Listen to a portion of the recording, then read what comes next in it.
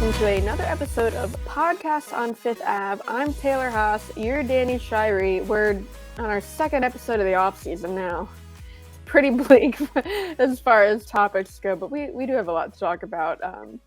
Off-season decisions coming ahead. We first wanted to start off with looking at the UFA market. I mean, before I get into this, it's kind of hard to really look at some of these guys because we don't know what kind of cap space the Penguins are going to have. We don't know what's going to happen with Jarry. We don't know what's going to happen with Jason Zucker. Those are really the two big ones. They have a couple other UFA decisions, but I mean that's going to dictate really anything we talk about here. Well, yeah, and then the other thing is like they have nobody running the train in front office right now. So it's like, I keep getting questions like, are the Penguins going to re-sign Zucker? Like, do they want to bring Jarry back? And it's like, well, I would love to try and answer that question for you, but I legitimately don't know because there's nobody running. Like, yes, there's somebody running the team right now, but they do not have a GM right now. So all efforts, I'm sure. Some of the guys that are still a part of the hockey ops department right now are obviously having those conversations and looking into those things. But obviously they know that that's not going to be their call anyway. So it's really hard to sit here and be like, oh, yeah, well, they'd love to have Zucker back at the right price or whatever it may be. Yeah. We've mentioned it on the last episode. They have like a team of like the remaining hockey ops staff kind of just managing the day-to-day operations. It's Alex Shaw, the director of hockey ops. He's the salary cap guy. Eric Heasley, Wilkes-Barre's GM. Andy Socher, hockey operations analyst, used to be the video coach, and then Mike Sullivan helping. There's not a whole lot that needs to be done. I don't know what kind of power they actually have. They definitely don't have the power to be signing like Jason Zucker to a long-term deal. If it's something like re-signing Philip Hallander to like a 1-year deal, then maybe. But anyway. Moving on. Look at the UFA market. To start off, because we were just talking about Jarry, the goalie market is Jarry's probably the number one guy out there. Yeah, the only other guy like aside from Freddie Jarry Anderson is Freddie Anderson. Yeah, but then you look and it's like, well, Anderson's kind of literally just like an older version of Jarry. Like his performance is kind of like up and down. You got to worry about him like kind of shining through at those key times. But also he over the past couple seasons, he's dealt with his fair share of injuries as well. So you look and it's like, okay, maybe you could get by just saying, oh, well, we didn't bring Jarry back. But then you really look at like actually what the two goalies are. They're very, very similar in my eyes. Yeah, it's a lot of older guys like Jonathan Quick. We talked about this 2 weeks ago. If they're going to get a goalie who's not Jarry for next season, it's not going to be via the UFA market. Going to be someone like a Yusei Saros or John Gibson. Or I know you're talking about Jeremy Swayman as an option, but skaters. There's actual skaters to talk about. Yeah, so the skater market is not great either. There are some interesting names out there, and I do agree that like the Penguins' first order of business once they have a general manager, like they got to figure out what's happening in goal, whether it is bringing Jarry back or going out and acquiring a Saros or a Swayman or a Gibson or whoever it may be. But I think that's got to be priority number one. So that, like you said earlier in the show, so that they know what kind of money that they're going to have to work with throughout the rest of their lineup, and mainly to address some glaring holes in their depth, right? But one of those holes that I see right now is they've got to find a left-handed, preferably top pairing guy that can either play with Chris Letang or Jeff Petry. And you'd like that to be maybe a bit of a more defensive kind of guy like Brian Dumoulin from several seasons ago. But if they're going to be playing that high in the lineup, I don't necessarily think that they should be targeting somebody who is like a Jan Ruda, for instance, that like their calling card is their defense. They're going to want somebody who can move the puck a little bit and maybe contribute. And I haven't given it a whole ton of thought, but I'm looking at a name like Dmitry Orlov, and I know he's a little bit older, but I think he can still really play. I've loved his game since the Bruins acquired him. And yes, the Penguins need to get younger. I'm not advocating for bringing in a bunch more older guys just for the sake of it. But if we're realistically looking at their window here and saying, okay, it's probably just going to come down to this one more season. Like we've been saying that for a couple seasons now, but if you look beyond this season, or I guess it would be looking beyond next season. So that would be what, the 24-25 season. By the time the postseason rolls around, Crosby's going to be closer to 38 than he will be 37. Like, are you really expecting him to captain the Penguins to a cup at that point? So I'm looking at a guy maybe like Orlov. I feel like you could probably get him at a reasonable cap hit, especially if you told him, like, yeah, you're going to come play like in our top four, mainly with Chris Letang. You're going to have a prominent role here, and may help us make another push for a cup. That being said, there's not a whole lot else out there that really excites me all that much, or is like, ooh, like this is a guy the Penguins need to go get. But again, it all goes back to what the heck is happening in goal, because it's really hard to start diving into all that without knowing. Yeah, Orlov, you imagine he's not going to go back to Boston just because of the cap issues. The only reason he's fitting in now, like Washington retains salary. And that, yeah, he's definitely the top left D available. Like Shane Goss is bare. Oscar Klefbom, Brian Dumoulin is among the top lefties available. Jake Gardner, it's and Ryan Graves. It's pretty bleak. I don't know what else you would really want. A goalie and a lefty, I think, is your number one priority, like 1A, 1B. As far as the skater goes, I don't think that they're going to have the cap to be big players with any of these guys. I think Zucker's going to come back. We can talk about Zucker in this segment too, but Zucker, he was pretty adamant that he wants to be here. He was like, I don't know if you were there, if you were in on him on Clean Up Day, but he was very forceful about that he doesn't want to go anywhere else. So you might be able to get him back at a hometown discount.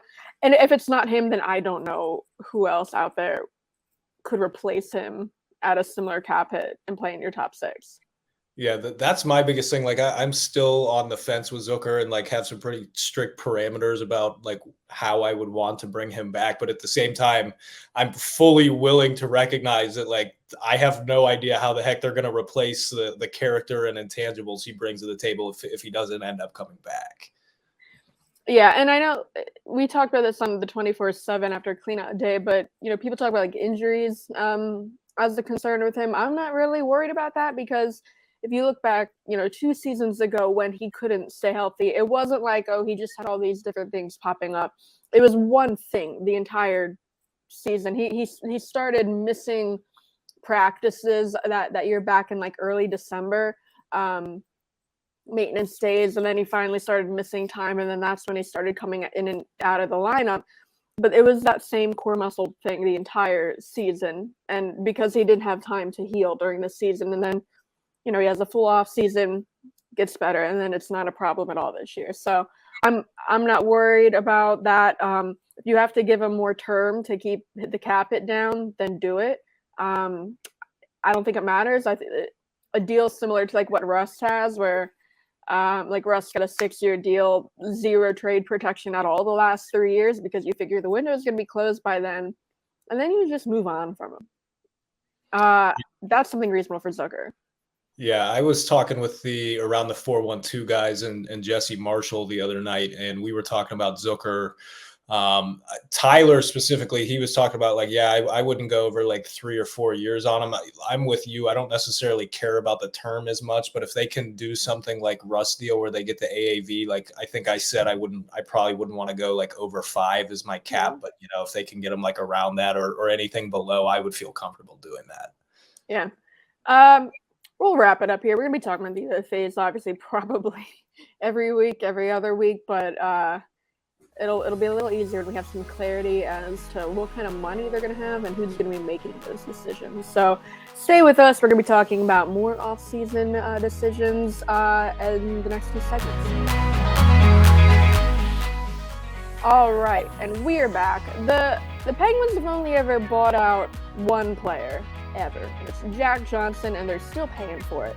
$1.9 million towards the cap this season. It goes down to just over $900,000 the next 3 seasons. Buyout implications are steep. How much you pay out of the remaining contract depends on how old the player is. 26 years old is the cutoff for that, and it's paid out over double the length of the contract remaining. So if a player has 2 years left on his deal. You're paying the buyout out over 4 years. So that's how that all works. Do the Penguins have any good buyout candidates this year? I don't know. We're gonna look at a couple of the options.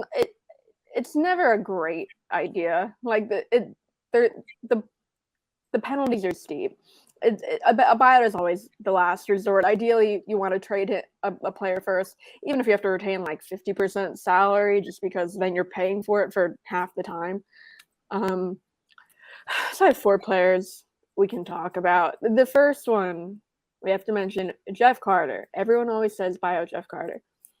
The thing about Jeff Carter is he's on a 35-plus contract. 35 plus. We still have to talk about this. Like, we still are at a point where we have to say that the Penguins are stuck with Jeff Carter's cap hit. We're gonna rename the podcast to Jeff Carter's 35 plus contract. Maybe I'll just name the episode that. Taylor and Danny talk about Jeff Carter's 35 plus contract. No, but it is every week because it can't get into people's heads. 35 plus contract, that's because he signed it after 35 years old. Now, not everyone who signs a multi-year deal after 35 plus years old is on a 35 plus contract. The contract has to either have signing bonuses beyond year 1 or be front-loaded. Ron Hextall, in all his wisdom, front-loaded Jeff Carter's contract to give him that protection. So Jeff Carter, that means his cap hit cannot be reduced by sending him down to the minors, which Jeff Carter, full no movement clause, that's not happening anyway, or contract termination or buyout or early retirement. So they're stuck with the cap hit no matter what. That doesn't mean you can't buy him out. You would just be paying him the $3.125 million cap hit to go away. And judging by the fact that they refused to take him out of the lineup the entire season, there's no chance that they're going to do that to him now. No, it would be one thing if they actually thought that he was an issue and they were sitting him. Again, this is going to be the GM's call, but I feel like they're not going to pay. It doesn't free up any cap space. It would just be freeing up a roster spot. That's not happening. Let's stop talking about it. That. 3 guys who might make a little bit of sense. Jan Ruda. Before we get into Jan Ruda, so we're recording this Thursday. He underwent surgery this week. The Penguins just announced that today. Core muscle surgery, 8 to 10 weeks recovery, so should be fine for the start of training camp. That explains why we got Dmitry Kulikov playing on his offside in the finale, because I wrote a column earlier this week, and one of my bullets was like, this still remains pretty bizarre to me. So it makes a little more sense now. Yeah, and Ruda, he had 2 injuries second half of the season. The first was upper body injury. That's probably what this was, and it had him out for about a month. And he came back, played about a month, and then he was out for about another month with a lower body injury. That one was, though, after the game where he took the puck to the knee. So that might be something different. So the core muscle thing might date back to, I think that was like mid-late January. Regardless, is he a buyout candidate? We've talked before, like when you're talking about guys who might make sense to trade, about how he's really a luxury they can't afford on the third pairing at $2.75 million. But does he make sense as a buyout candidate? So the way the penalties work, it's not the same every year. There's like a formula, and then there's a formula like on top of the formula. Cap Friendly has a calculator. You don't have to do any math yourself. So because he has 2 years left, it would be 4 years of penalties. And the savings, I don't think, are really worth it. So right now it's 2.75 million cap hit. His cap hit over the next 2 years would be just over 1 million, and then the last 2 years would be 830,000. So for these next 2 years, that'd be saving you 1.6 million. I don't think that's worth it. No, I wouldn't do that at all. I mean, I agree. Like I think he's an unnecessary luxury, but like his cap hit is not that bad. Like when you have him out there, you look and you're like, yes, okay, the Penguins could probably be getting similar value from like a Mark Friedman or Chad Ruhwedel at a much lower cap hit. But at the same time as that, I still get the sense that Ruda has like this perceived value as like a multiple cup winning veteran that like plays this like all the things that enticed Hextall about him last offseason. Like I feel like there are still like that perception is at least like somewhat prevalent around the league. So if they were even considering buying him out, I would first be looking at any sort of trade options because I don't think that they should necessarily make their bed and have them absolutely have him in their plans heading into next season if they don't have to. Yeah, and again, you look at the savings, only like 1.6 million. When you figure half of that, if you want to replace him with like a Friedman, he'd be taking up about half of that. You'd only be freeing up really like 800,000 to use elsewhere. Ruda, no. Jeff Petry is another name I see people throw out as like buy out this guy just because he is their highest paid defenseman right now. Him, it would be difficult to trade if they wanted to do that to free up cap space, just because he does have a 15-team no trade list. And if you look at the teams that have ample cap space for him, he could put those on his no trade list and not go anywhere. And I don't think Jeff Petry would want to go anywhere just because you look at his situation in Montreal, being far away from like his family in Michigan. That was one of the things he said he liked about coming to Pittsburgh is how close they are to his he is now to his family in Michigan. So I don't think Petry wants to go anywhere.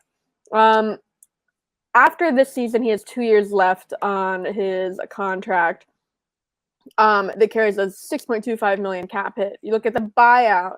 So again, because 2 years, it would be 4 years. And the cap hit next year would be $3 million, which means savings would be 3.25. The cap hit 24-25 would be 4.5 million, which means savings in that year would be 1.75. And then in the last 2 years, you would have a 1.125 million penalty. I mean, if you're this is the one that would get you the most savings for next year, just over 3 million, but it's still one that's just very steep. Yeah, my thing with it is like, okay, yeah, Petry. The other thing too, I think Petry he did play pretty poorly in my eyes, like the last like month and a half or so of the season, maybe 2 months of the season, which probably had a little bit of something to do after coming back from that upper body injury he had, and then he had the concussion as well there down the stretch.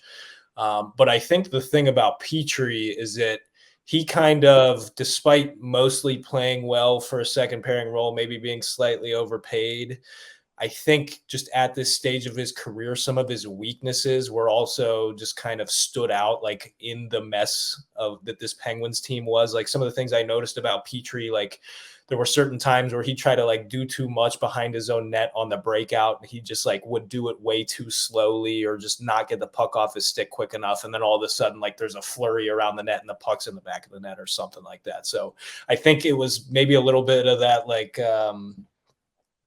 I don't know what the term is, but like this, whatever the term is for stuff that Letang does, that like makes people go crazy and makes them think that like he's actually not a good player because he turned the puck over.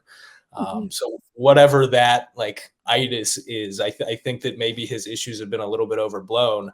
But then you go and look, it's like, okay, you're saving a little over 3 million. So what second pairing right-handed defenseman are you going out and finding for that the low $3 million value that's going to be better than Petry? Well, you're not going to. So I think the conversation and discussion just has to end right there. Yeah. Saving the best for last. This is the one that probably makes the most sense. Mikael Granlund. He has 2 years left on his contract that carries a $5 million cap hit. And okay, so again, 2 years, it would be a 4-year buyout. His cap hit next year would only be $830,000, which means next year you'd be getting a $4.1 million savings. Cap hit the year after that would be 1.8. You'd be getting a $3.1 million savings in that year. And then you'd have 1.8 in the last two. So just a penalty in those last 2 years. This is the one that makes the most sense out of all of them. Just if you look at the savings in these next 2 years, I think that would be worth it. And then the 1.8 million in the last two, after his contract would have expired if you didn't buy him out. Figure the window is going to be closed by then. Is it going to matter? Probably not. I think this one makes sense. If a new GM comes in, would they be willing to make that decision after just it's like 21 games I think he played? Was a pretty short sample size to make this big of a call over, but I think if you look at the savings, it makes sense. Well, I think the new GM should hope that Ron Hextall has a new GM job by the time they have to make that decision. So hopefully they can just get Hextall to pay like a second-round pick for Granlund, and they don't have to worry about it. But yeah, I'm with you. Like I think it makes complete sense, especially we're talking about their competitive window here. And like I keep saying, like, yes, so like we got one more year on the window. We got one more year on the window. But, you know, realistically, it isn't going to go on forever. And you look, that $4 million could be huge for them this coming season, especially if they figure out what's going on in goal. That could be absolutely huge for them. But I think the bigger thing is that there's kind of like a slippery slope of going into next season with Granlund, because like even Sullivan kind of just tried to convince himself these things about Granlund because like he had him and he wasn't going anywhere. So like all of a sudden you see Sullivan like succumbing to the, oh yeah, he's got this positional versatility and we could use him all in all three positions and we could use him up and down the lineup. It's like, yeah, you can do that with Brock McGinn too if you really want to. You can do that with anybody, but you don't want to do that with bad players. And what I will say about Granlund specifically, the trade stunk. He stunk. The Penguins, and one of the concerns I had about his game when he came over was his defensive play. Like the film on his defensive play was not good. The metrics and like isolated impacts on his defensive play were even worse. With that being said, the Penguins at least performed pretty well defensively with him on the ice in terms of expected goals against and goals against. But then you look at like his history as a defensive play driver, and it's just non-existent. And then you consider the fact that he scored one goal in those 20 games and it came in garbage time. It's like you just cannot go into next season paying that guy that much. Yeah, I would do it. And to your point, I mean, I asked him about his own play, just how he would assess his own play. It was like, you know, maybe I think it was the last practice of the season. I think I talked to him about this because, like, you look at his production in the past, he was never much of a goal scorer. He was always more of a playmaker.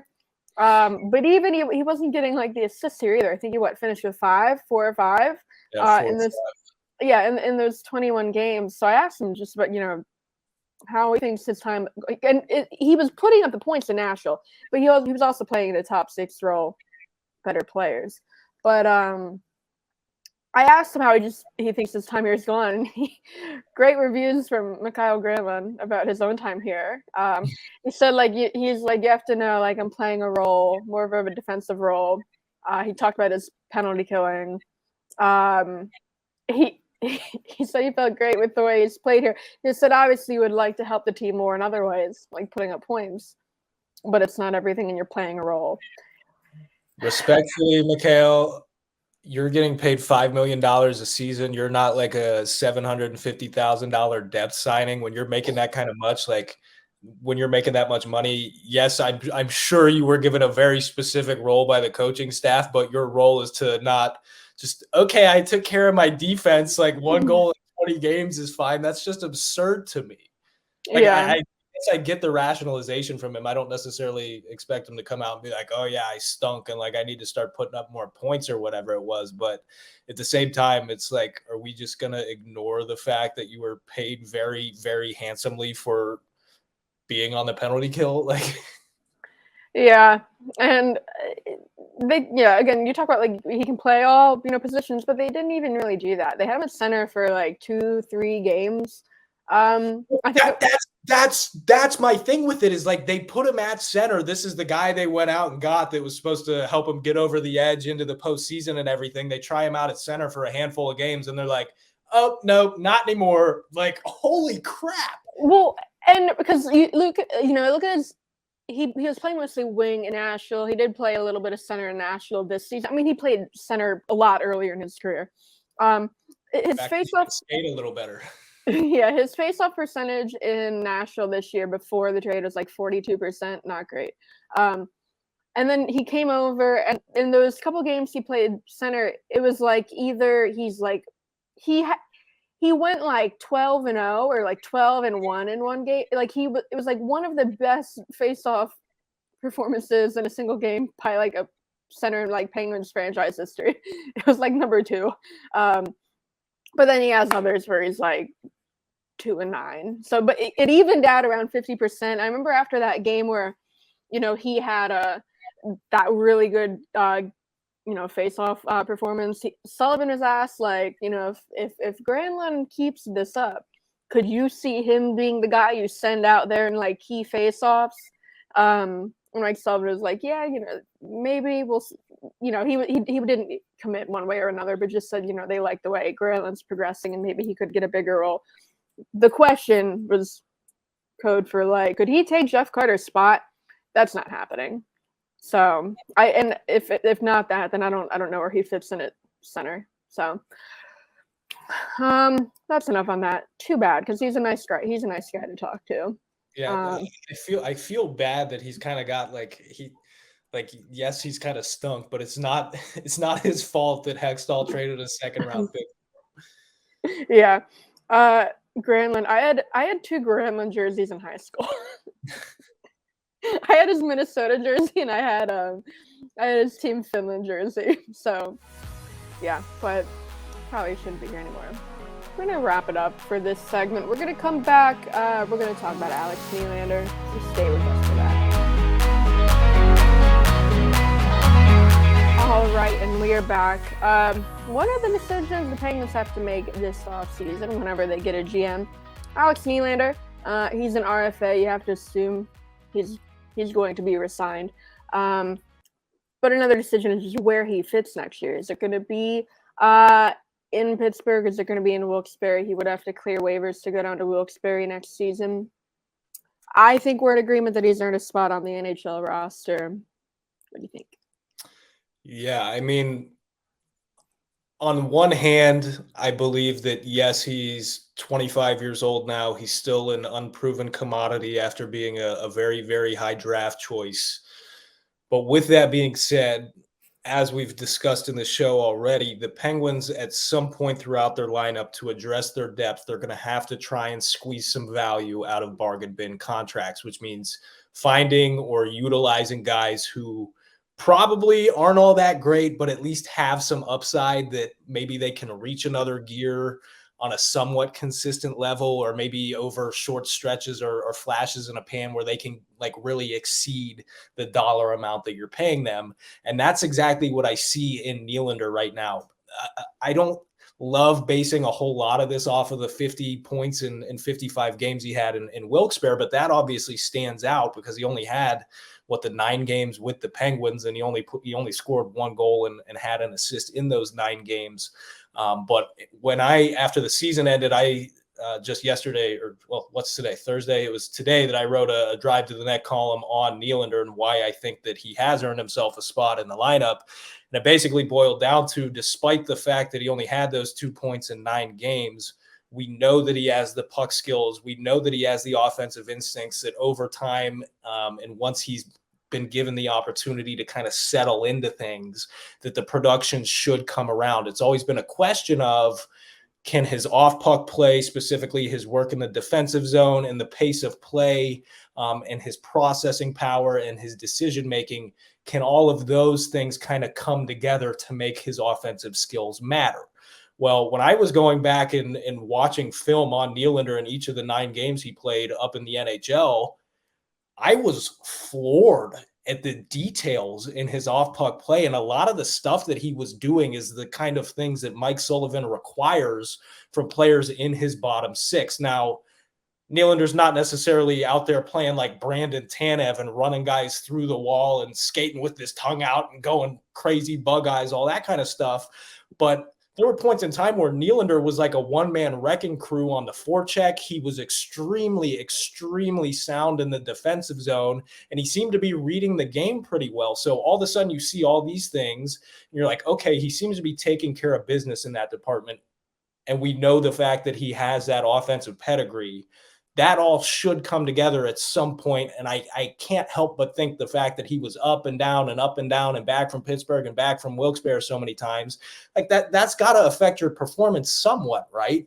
And then you still look and it's like, yeah, okay, he didn't really have the production, but then you see how the Penguins performed when he was on the ice. Well, they performed extremely well. They were +1 in goals. I think they were up 5-4 on the opposition during his 5-on-5 ice time.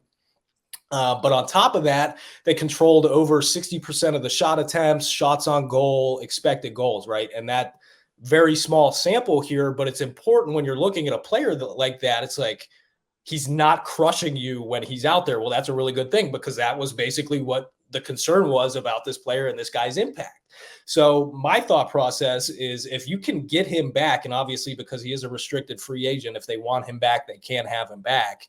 But if you can get him back on a deal that's similar to the 2-year, $1.65 million deal that Joseph signed last offseason, which carries like an $885,000 cap hit. If you can get him on a deal that's similar to that, or maybe slightly richer, I don't see how you don't do that and bring him back, because I think there's a very real possibility that he could flourish in a third line role on the right wing with the capability of jumping up to the top 6 in spot duty.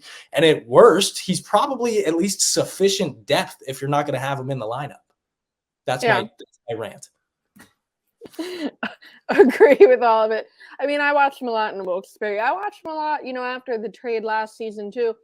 I remember I talked to him, maybe right after the trade, because when he came in, he had a reputation for just not caring about his play away from the puck, like not putting in effort. It wasn't that he was bad at it; it was that he wasn't trying. It sounded like he was like Daniel Sprong 2.0, at least Daniel Sprong, the version of Daniel Sprong we saw here. But I talked to him about that. Why he has that kind of reputation. And he's like, I don't know why. I have that rep. He's like, I understand the play away from the puck, but even like that season you watched it, he wasn't like a liability or anything. It wasn't that, but you could tell like the details weren't there, and he really wasn't like playing physical. But then this season in Wilkes-Barre, it was a big improvement for him, and especially with the physical play. And I remember I talked to JD Forrest, this was maybe like November, December, about just his play away from the puck, and JD point out, he said he thinks like this season especially he's made a lot of improvements, but especially the physical play. The line he had was like he's had more hits in the last month than he had all last season combined in the AHL, and then that carried over to the NHL too. So I wish we would have seen him more in the top 6 with Zucker and Malkin. He got a couple games up there. Not much of a. I guess I wasn't surprised, but I'm with you. Like, I wish he would have been given a little bit of a longer leash, because like I just talked about, it's not like he was out there hurting the team. I think it was just one of those stretches where like the puck wasn't, when I was going through, like when he was playing with Zucker and Malkin, they were creating chances. It's like the puck just didn't go in a whole lot for him. So it was just a little bizarre. Like I'm not necessarily like on the side of the fence where people are like, oh, like Sullivan just hates the young guys and refuses to play the young guys. But like on the other side of the fence, it's like, okay, yeah, like they definitely have a much shorter leash than a lot of guys who are clearly not good. Yeah, at least like the last game of the regular season, you and I were both talking about that in Columbus. Like, this game doesn't mean anything. Of course, they're going into it like it's a meaningful game anyway. They're trying to win. They didn't. But like that, you can't like experiment a little in that game. You can't put Nylander on Malkin's wing for that game. The fact that they went out there with Gensel, Crosby, Rust for most of that game. Why? Like you got thousands of minutes worth of data on the Gensel, Crosby, Russ line. God forbid we get 12 minutes on what Zucker and Raquel might do on Crosby's wing. Yeah, they're trying to win, but it's basically a preseason game. It's basically exhibition. You're playing against a team that basically has an exhibition lineup. It's not like you're playing the Cleveland Monsters. So, too bad. Yeah, I'd imagine he gets re-signed. He is arbitration eligible. I don't think that he doesn't have much of a sample size this season to where I think that would make a difference. I don't think he'd file. I think this is something that whenever they do get a GM in, they get done early. So we'll see how that plays out. I'd like to see him at the NHL level next year. Maybe the preseason next year we get to see him play with Evgeny Malkin or someone of the top six. It'll be Rust again up there. That's it for this week. We're gonna wrap it up. I think these episodes over the off season are going to be shorter. We were going like an hour the last couple episodes. Thankfully, far less to talk about over this summer, so we're going to keep these a little shorter. Thanks again for joining us. We drop episodes every Saturday, wherever you listen to podcasts, Spotify, Apple, Google. We're also on YouTube if you don't watch it. We're on the DK Pittsburgh Sports Penguins channel, the All Penguins YouTube channel. So check us out there, and we hope you'll join us next week. Thanks for listening.